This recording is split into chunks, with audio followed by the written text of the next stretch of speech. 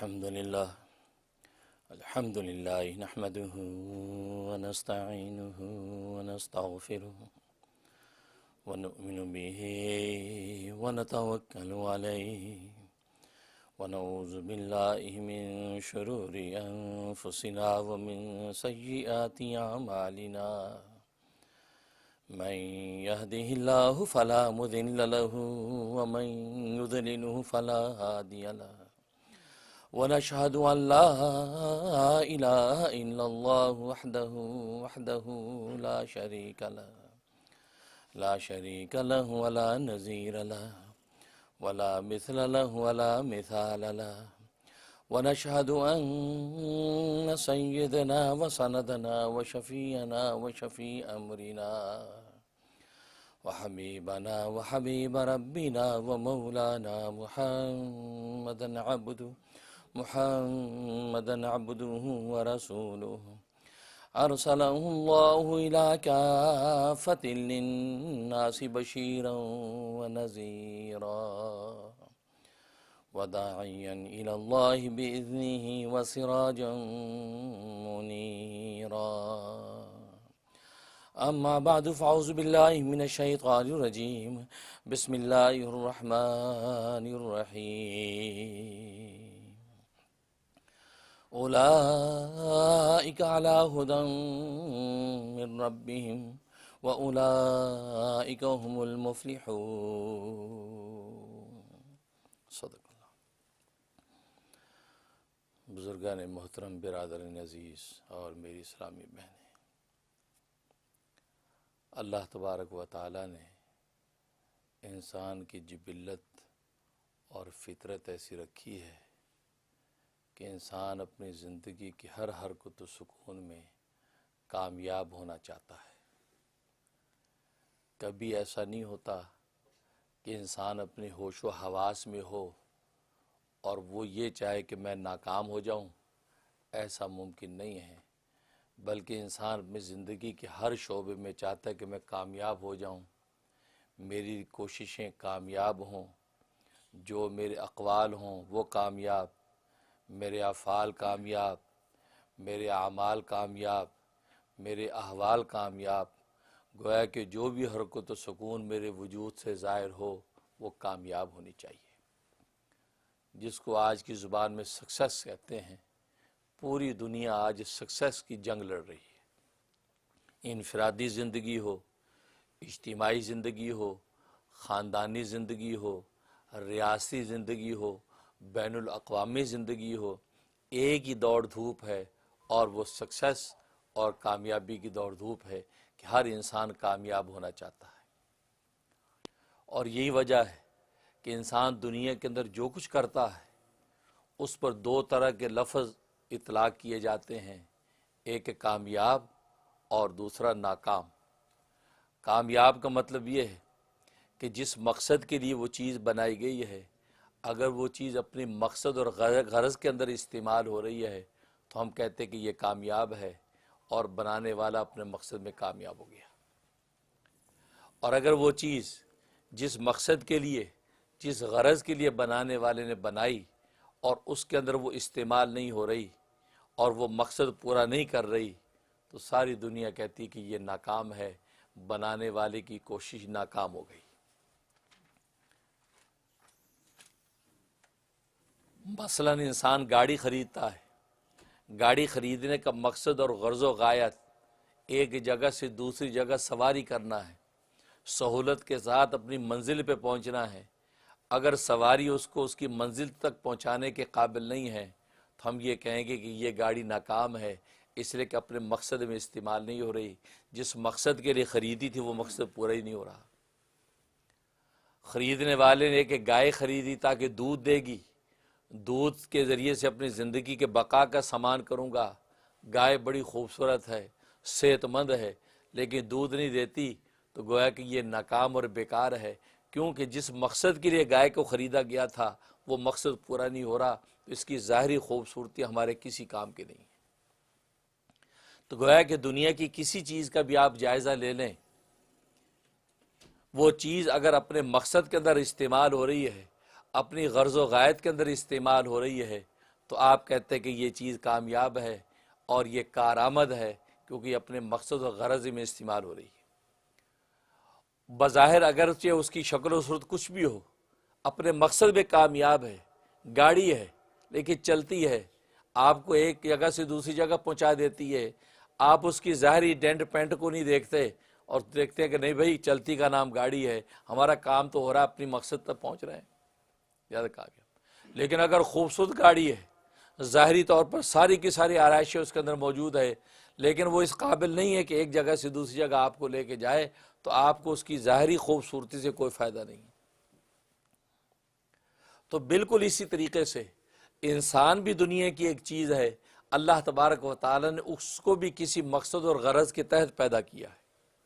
جیسے انسان اپنے ہاتھوں سے چیزیں جب بناتا ہے وہ کسی غرض کے تحت بناتا ہے، ایک کمپنی ایک چیز ایجاد کرتی ہے کسی غرض کے تحت ایجاد کرتی ہے، جب تک وہ غرض پوری ہوتی رہتی ہے تو کمپنی کے نزدیک وہ چیز کارآمد ہے، اگر وہ اپنے غرض کے اندر پوری نہیں ہوتی تو وہ چیز بیکار ہے اور وہ کارآمد نہیں ہے، اس کو کباڑ خانے میں پھینک دیا جاتا ہے۔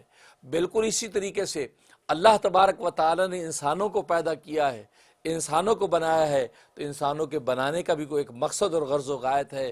انسان جب تک اپنے اس مقصد و غرض و غایت کے اندر استعمال ہوتا رہتا ہے تو اللہ تبارک و تعالی کی نظر میں وہ انسان کامیاب ہے، اور اگر اپنے مقصد و غرض و غایت میں استعمال نہیں ہوتا، بظاہر جتنا بھی خوبصورت انسان، جتنا بھی مال دولت والا انسان، عسکری اور لشکری قوتوں کی طاقت، فرعون جیسا بادشاہ، نمرود جیسی طاقت، شداد جیسا فہم کتنا بھی ہو، لیکن اللہ تبارک و تعالیٰ کی بنائی تخلیق کے مقصد کے تحت نہیں ہے، لہذا اللہ تبارک و تعالیٰ کے نزدیک وہ بیکار ہے، لہذا اللہ تبارک و تعالیٰ ان کو کباڑ خانے میں پھینک دیا، ہلاک کر دیا۔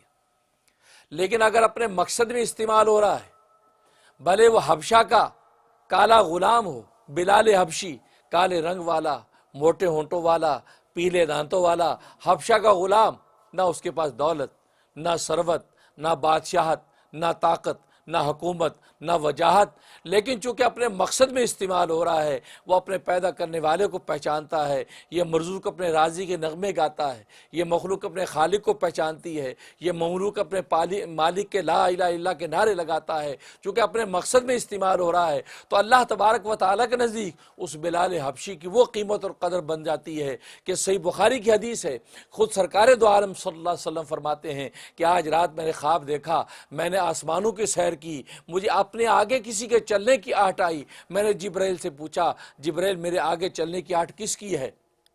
تو جبرائیل امین نے کہا کہ آپ کے غلام بلال حبشی کی چلنے کی آہٹ ہے، وہ فرش پر چل رہا ہے، اللہ تبارک و تعالیٰ کو اس کے قدموں کی آہٹ اتنی حسین اور اتنی اچھی لگی ہے، وہ عرش پر فرشتوں کو سنا کر فخر کر رہے ہیں۔ تو بلال حبشی جیسے انسان کہاں پہنچتا ہے کہ خادموں کی طرح رسول اللہ کے آگے آگے چلتا نظر آتا ہے، کیونکہ اپنے مقصد میں استعمال ہو رہا ہے۔ اور اگر اپنے مقصد میں انسان استعمال نہیں ہوتا تو بھلے اپنے وقت کا بادشاہ ہو، جیسے کہ میں نے بتایا کہ بڑے بڑے فرعون، بڑے بڑے حامان، شداد، نمرود، وہ تحتے کر دیے گئے، ہلاک کر دیے گئے، ذلت و خواری کے گڑھوں کے اندر ڈال دیے گئے، کیونکہ اللہ تبارک و تعالیٰ نے جس مقصد کے لیے ان کو پیدا کیا تھا اس مقصد میں وہ استعمال نہیں ہوئے۔ اس لیے اللہ تبارک و تعالیٰ نے ان لوگوں کے لیے کہ جو اپنی تخلیق کے مقصد میں استعمال ہوتے ہیں فرما دیا تھا اولئک علی ھدی من ربہم، کہ یہی لوگ ہیں کہ جو اپنے رب کی بھیجی ہوئی ہدایت کے اوپر قائم ہیں، وَأُولَئِكَ هُمُ الْمُفْلِحُونَ، اور یہی لوگ دنیا آخرت کے اندر کامیاب ہیں۔ تو اللہ نے کامیابی کا پروانہ ایسے لوگوں کے لیے جاری کر دیا جو اپنے مقصد میں استعمال ہو رہے ہیں۔ اور آپ جیسے سنتے آئے ہیں، مقصد اللہ تبارک و تعالی متعین کر دیا تھا کہ ھدی للمتقین، کہ یہ قرآن کریم تقوی والوں کے لیے ہدایت ہے۔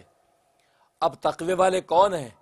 اے رب کریم، تقوی والوں کی کوئی علامتیں بتا دیجئے، کوئی نشانیاں بتا دیجئے تاکہ ہم دیکھ کے پتہ لگا لیں کہ یہ تقوی والے ہیں۔ تو اللہ نے بتا دیا الذین یؤمنون بالغیب، کہ تقوی والے وہ ہیں کہ جن کی پہلی علامت ہے کہ وہ غیب پر ایمان رکھتے ہیں۔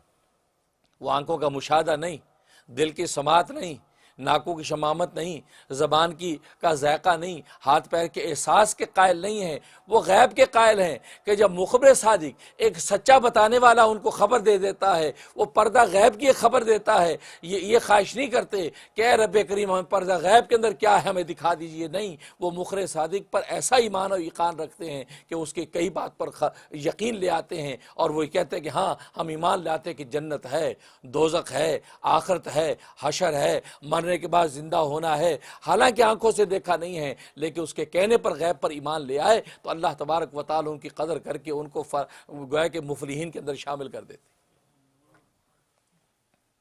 حضرت علی مرتضیٰ رضی اللہ تعالیٰ عنہ باب العلم والقضاء فرماتے ہیں کہ قسم اس ذات کی جس کے قبضہ قدرت میں میری جان ہے کہ اگر اللہ تبارک و تعالی غیب کے پردے چاک کر دے اور ہم اپنی آنکھوں سے غیب کے سارے نظام دیکھ لیں، جنت دیکھ لیں، دوزخ دیکھ لیں، آخرت دیکھ لیں، زمین کے تہہ کے سارے نظام آنکھوں سے غیب کے دیکھ لیں، تو فرمایا کہ رسول اللہ صلی اللہ علیہ وسلم کے کہنے پہ ہم جس درجے کا ایمان غیب پر لے کے آ چکے ہیں اس ایمان کے اندر ایک رتی بھی اضافہ نہیں ہوگا۔ کیا ایمان ہے! کہا کہ غیب کے پردے ہٹ گئے، ہمیں غیب نظر آ رہا ہے، تو یہ نہیں کہ ہم اب کچھ ایکسٹرا کوئی ایمان لائیں گے، نہیں، ہم تو رسول اللہ کے کہنے پہ اس درجے کا ایمان لے آئے، اب اس کے اندر مزید اضافے کی گنجائش ہی نہیں۔ یہ ہے ایمان، اس کو کہتے ایمان بالغیب۔ رسول اللہ نے کہہ دیا، مخبر صادق نے کہہ دیا، بس بات ختم ہو۔ رسول اللہ صلی اللہ علیہ وسلم ایک غزوے سے واپس لوٹ رہے ہیں، مدینے کے باہر ہی ہیں، ایک یہودی پہنچ گیا، کہا کہ اے محمد آپ نے میرا قرض دینا تھا، آپ نے میرا قرض نہیں لوٹایا۔ رسول اللہ صلی اللہ علیہ وسلم نے فرمایا کہ میں نے تیرا قرض لوٹا دیا ہے۔ کہا کہ نہیں، گواہ کہاں ہے؟ آپ اگر دعوے دار ہیں اس بات کے کہ میں نے قرض لوٹا دیا تو گواہ پیش کیجیے۔ اتفاق ہے کہ گواہ اس وقت موجود نہیں ہوں گے۔ رسول اللہ فرمایا کہ گواہ تو کوئی اس وقت موجود نہیں تھا، لیکن میں نے تیرا قرض تجھے دے دیا ہے، اب یہ گفتگو ہو رہی ہے۔ تو ایک صحابی کان لگا کے سن رہا کہ بات کیا ہو رہی ہے۔ جب اس کو بات سمجھ میں آئی تو فوراً آیا کہ یا رسول اللہ میں گواہی دیتا ہوں کہ آپ نے قرض لوٹا دیا تھا۔ تو یہودی کہنے لگا بھئی تم کس بات کی گواہی دیتے ہو؟ یہاں تو چشم دید گواہ کی بات ہے، اور تو اس وقت موجود ہی نہیں تھا، تو چشم دید گواہ کیسے بن سکتا ہے؟ تو رسول اللہ بھی حیران ہوئے کہ ہاں بھائی تم کس بنیاد پر گواہی دے رہے ہو، کیونکہ اس وقت تو میں تھا اور یہ تھا، تیسرا کوئی تھا نہیں۔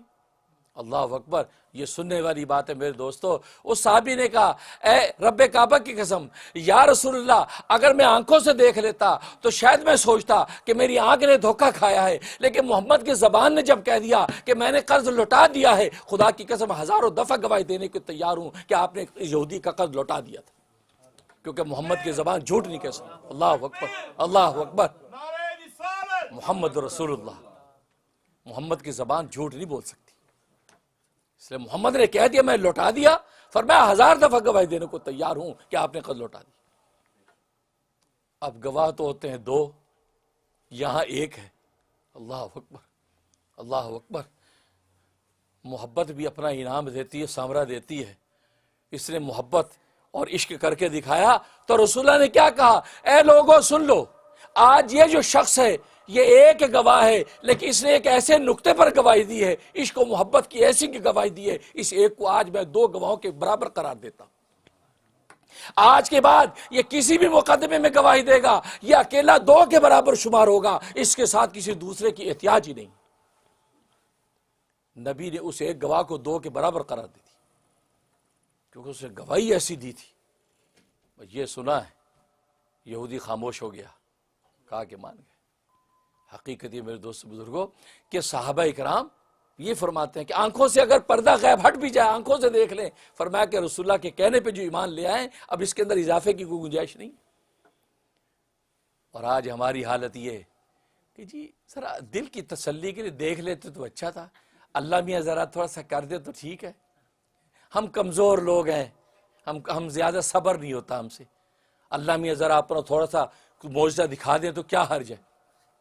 نہیں، عاشقوں کے امتحان ہوتے ہیں، عشق نام ہی امتحان کا ہے، امتحان کا ہے۔ آپ خواہش نہ رکھیں، آپ کا کام اطاعت کے ساتھ سجدے میں گرنا ہے، اس رب کو ماننا ہے، پردہ غیب پہ ایمان لانا ہے. بس اللہ تبارک و تعالی اب اپنے منشا مرضی سے آپ پر مظاہرے کر دے اپنی قدرت اور رحمت کے، تو اس کی مرضی. آپ کو پابند کرنے کی اجازت نہیں ہے کہ اللہ میاں ذرا کر دے تو کیا حرج ہے. نہیں، ایسا نہیں. تو اس لیے فرمایا پہلی صفت الذین یؤمنون بالغیب، کہ وہ لوگ جو غیب پر ایمان رکھتے ہیں. وَيُقِيمُونَ الصَّلَاةَ، اور نماز کو قائم کرتے ہیں. نماز کو قائم کیا، یہ دوسری صفت بیان کر دی، اس لیے کہ یہ ان لوگوں کی صفات بیان ہو رہی ہیں کہ جو کامیاب.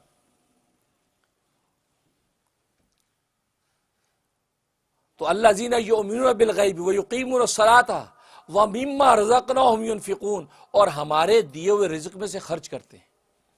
یہاں دیکھو دو چیزیں ذکر کی ہیں، ایک نماز کی عبادت اور ایک زکوٰۃ کی عبادت. ایک نقطے کی بات یاد رکھیں، عبادتیں دو ہی طرح کی ہیں، یا بدن کی عبادت ہے یا مال کی عبادت ہے. بس جتنی بھی عبادتیں آپ کو نظر آتی ہیں یا تو وہ بدنی عبادتیں ہیں، انسان کا بدن خرچ ہوتا ہے، جیسے نماز ہے، روزہ ہے، انسان کی بدن کی صلاحیت خرچ ہوتی ہے، یا مالی عبادتیں ہیں، زکوٰۃ ہے، صدقات ہیں، خیرات ہیں، آپ اس کے اندر مال خرچ کر رہے ہیں. اور یا بدنی اور مالی دونوں کا مجموعہ، جیسے حج ہے، حج کی عبادت آپ کرتے ہیں، اس میں بدن کی محنت بھی خرچ ہو رہی ہے اور مال بھی خرچ ہو رہا ہے. بدن اور مال کے علاوہ کوئی تیسری قسم عبادت کی نہیں ہے، یہ دو ہی طرح کی قسمیں. اور اللہ تبارک و تعالیٰ کا عجیب نظام ہے کہ بندے کی نجات کو اسی پر قائم کر رکھا ہے. یا تو مال اللہ کے راستے میں ایسا خرچ کرو اس مال کی وجہ سے اللہ کے یہاں نجات ہو جائے، یا بدن کو اللہ کے سامنے ایسا جھکاؤ کہ اس بدن کی وجہ سے نجات ہو جائے. کبھی ایسا نہ کرنا کہ نہ تو بدن کو اللہ کی عبادت کے لیے جھکانے کو تیار، نہ سجدے میں گرنے کو تیار، نہ رکوع میں جھکنے کو تیار، نہ خدا کے آگے گڑ گڑانے کو تیار، نہ تو بدن کی کوئی طاقت اللہ کے لیے خرچ کرتے ہو اور نہ مال خرچ کرتے ہو. فرمایا نہیں، یا تو مال ایسا خرچ کرو سخی بن جاؤ، مال خرچ کرو پتہ نہیں تمہارا کون سا دیا ہوا پیسہ اللہ کے یہاں قبول ہو جائے، تمہارا بیڑا پار ہو جائے.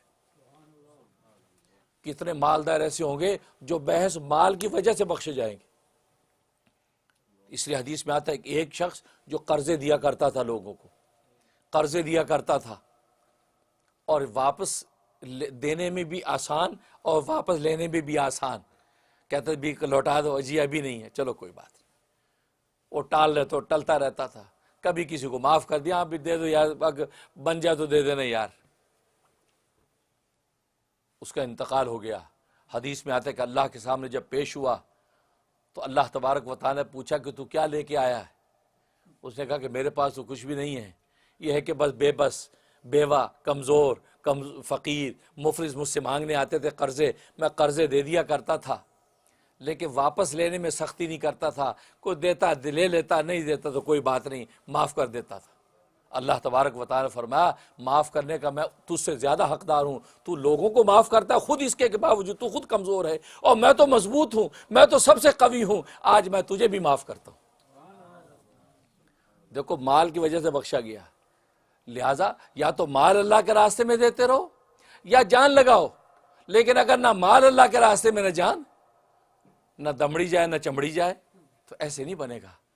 دمڑی جائے نہ چمڑی جائے. اس لیے فرمایا کہ وَمِمَّا رَزَقْنَاهُمْ يُنْفِقُونَ، ہمارے دیے ہوئے رزق میں سے استعمال کرتے ہیں، ہمارے دیے ہوئے رزق میں سے خرچ کرتے ہیں. اور میں نے عرض کر چکا ہوں اس میں اللہ تبارک و تعالی نے بخیل کے بخل کا علاج کیا ہے اور سخی کی عجب کا علاج کیا ہے کہ مما رزقناہم ينفقون کا عنوان اختیار کر کے کہ ہمارے دیے ہوئے رزق میں سے خرچ کرتے ہیں.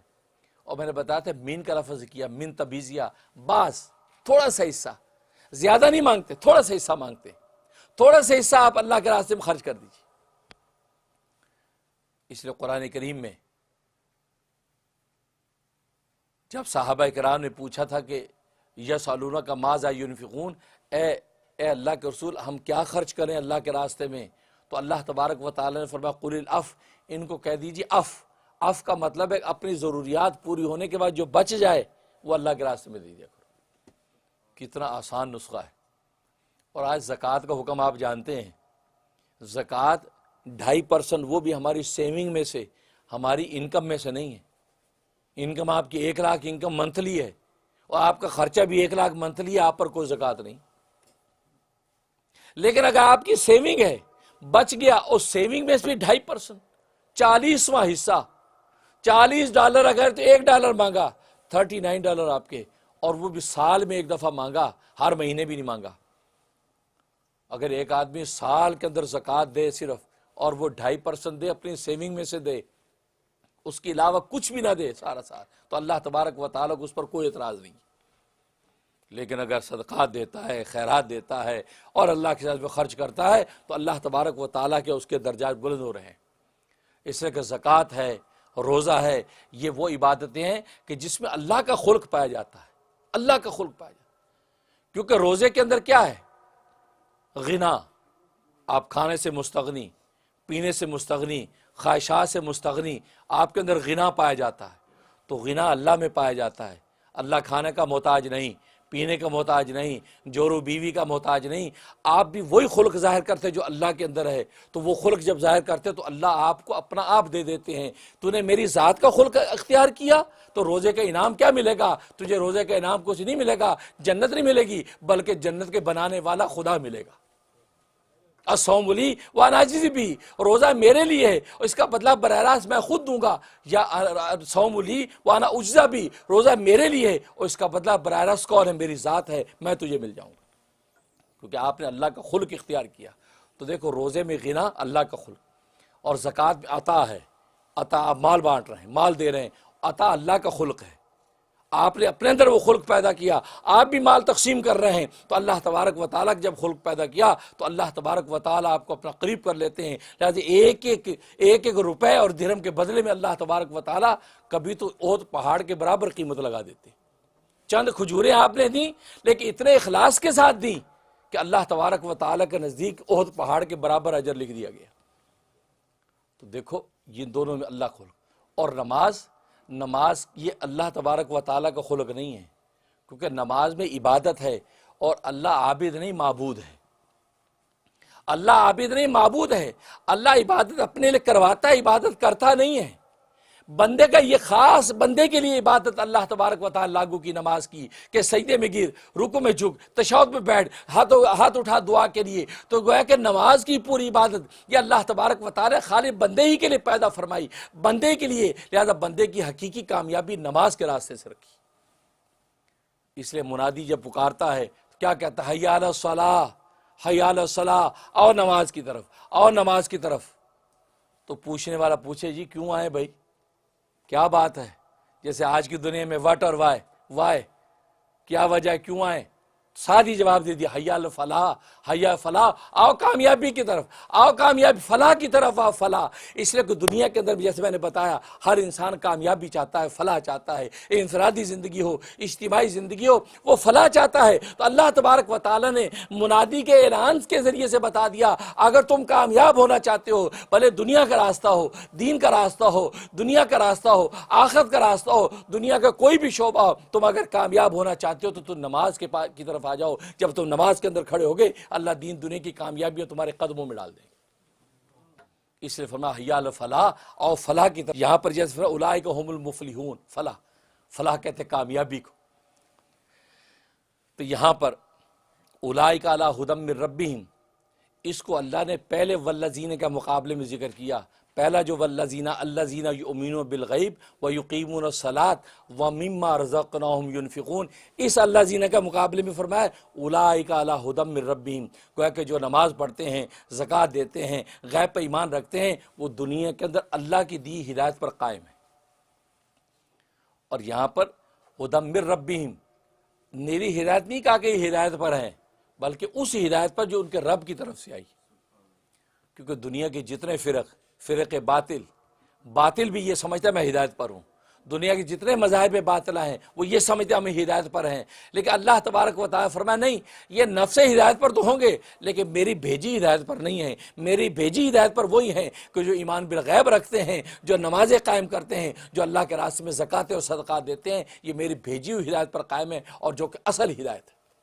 اس لیے فرمایا اولئک علی ھدی من ربہم، یہ وہی لوگ ہیں کہ جو ان کے رب کی طرف سے بھیجی ہوئی ہدایت پر قائم۔ اللہ سے دعا ہے کہ اللہ تبارک و تعالی ہمارے شب و روز ہمیں جنت کا سا مزہ عطا کر دے، اور اللہ تبارک و تعالی کی بھیجی ہدایت پر عمل کرنے کی توفیق عطا فرمائے۔ وآخر دعوانا الحمدللہ رب العالمین۔